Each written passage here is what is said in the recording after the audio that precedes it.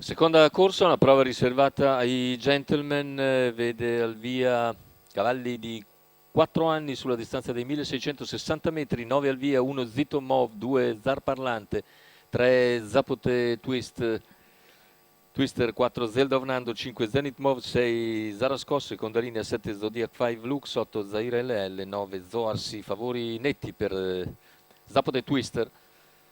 Numero 3 Michele Canali in sediolo, macchina che accelera con la velocità iniziale di Zenith Mov che va a condurre nei confronti di Zapote, mentre all'esterno è velocissima anche Zarasco che si avvantaggia e passa a condurre in 100 metri nei confronti di Zenith Mov, Zapote Twister, poi Zelda of Nando, ancora Zito Mov, primi 200 che se ne vanno in 15.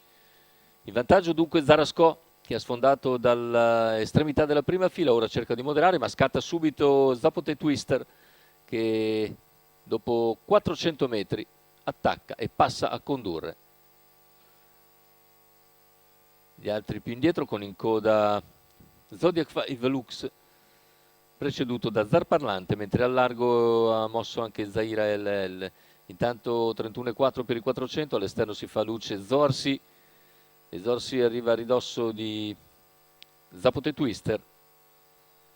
Dopo 600 metri in 47,3 muove anche Zito Mo che va a prendere la schiena di Zorsi, poi al largo anche Zaira LL seguita da Zodiac 5 Lux.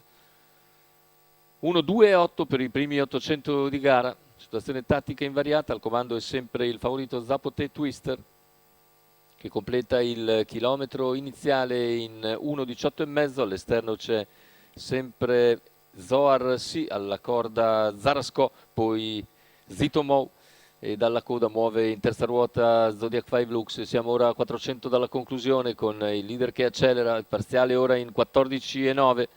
In seconda posizione si mantiene in quota Zarasco mentre cala Zohar Sì. Zodiac 5 Lux ha problemi e sbaglia e in terza Numero posizione 7, c'è Zenith Zodiac Mou 5 Lux, che è seguito da squalificato. Zelda of Nando.